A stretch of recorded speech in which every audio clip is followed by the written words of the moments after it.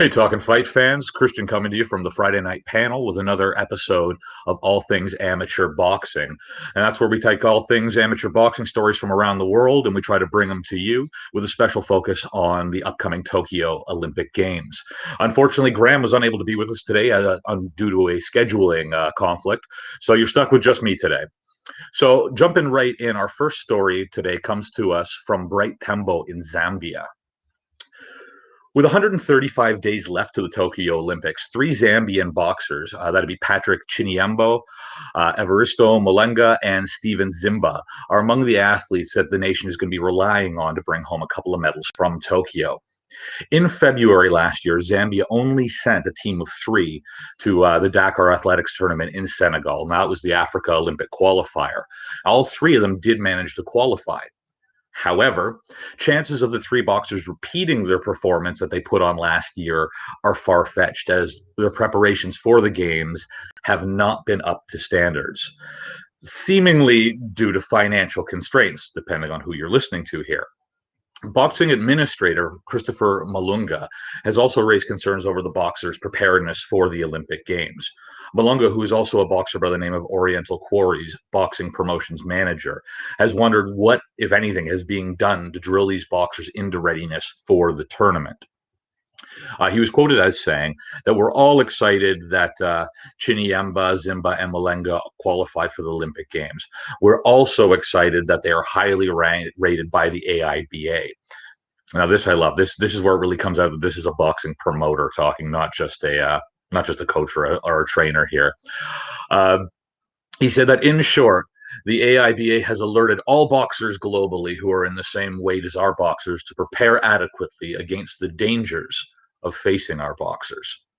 Absolutely love that. He went on to say that our boxers are under the spotlight globally, but what are we doing to make sure that our boxers are going to be coming home with a medal from the Olympic Games? So Malunga wondered what the boxers were still doing in the country when other boxers were already attending training camps and internationals outside of their home countries. Now, he has since appealed to the Zambia Boxing Federation to identify stakeholders that could help in preparing these boxers. He was quoted as saying, "The club where the boxers come from, they did their part. The technical team headed by Wisdom Mudenda did their part too. The boxers performed well and qualified for the Olympic Games. It's very sad that the boxers and the technical team are still in Zambia instead of being camped abroad preparing for the Olympic Games. My appeal to the Zambia Boxing Federation is simple.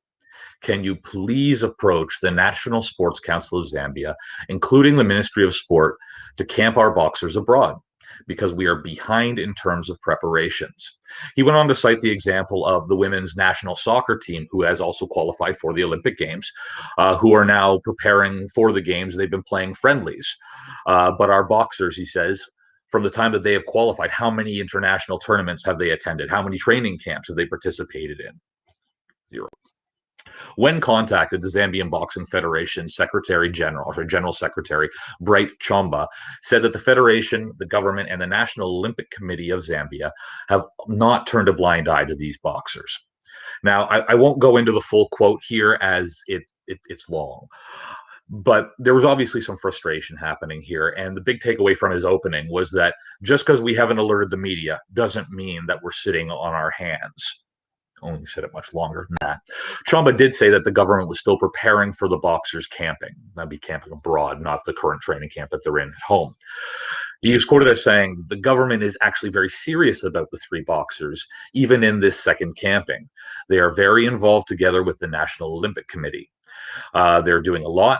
This camp has been facilitated by the National Olympic Committee of Zambia through the International Olympic Committee, and all logistics are being well attended to, including medical and food." He says it's all there. In short, for now, we are doing what we can in view of COVID-19, the COVID-19 situation. Even with thoughts of going outside the country, we are very cognizant, and that's what we want to be doing. Especially now we're trying to make arrangements with European countries.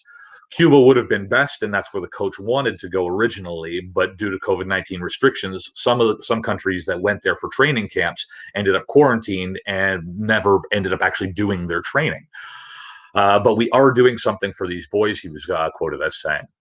So it sounds to me like the team is alleging that there's no money for internationals, whereas or training camps, whereas the ZBF is placing the blame firmly on COVID restrictions at this point in time and an abundance of caution.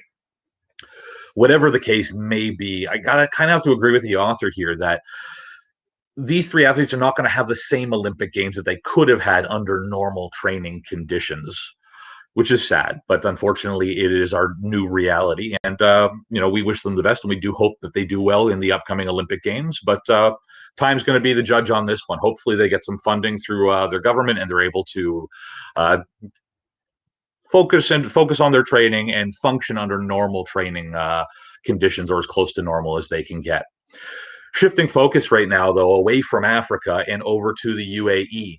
So just yesterday, Graham was asking about upcoming tournaments when I came across this article by Neil Shefford from Inside the Games that, were he with us right now, is just the sort of news that Graham was hoping to hear.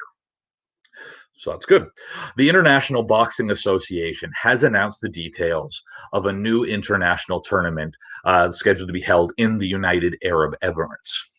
Now, this new competition was unveiled by AIBA President Umar Kremlev during a visit to the Emirate of Fujairah. Again, as always, have a go at me in the comments about my pronunciations of these things. The Emirate of Fujairah, where he spoke with Crown Prince Sheikh Mohammed bin Hamid bin Mohammed Al Sharqi.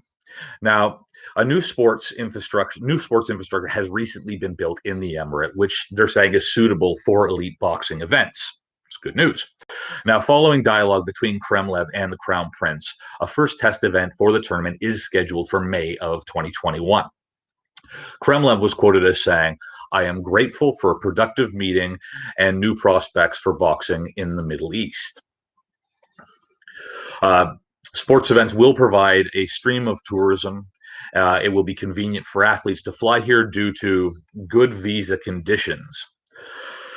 With the personal support of Sheikh Mohammed bin Hamad bin Mohammed Al Sharqi, we will popularize our sport among the young people here, and more champions will begin to appear.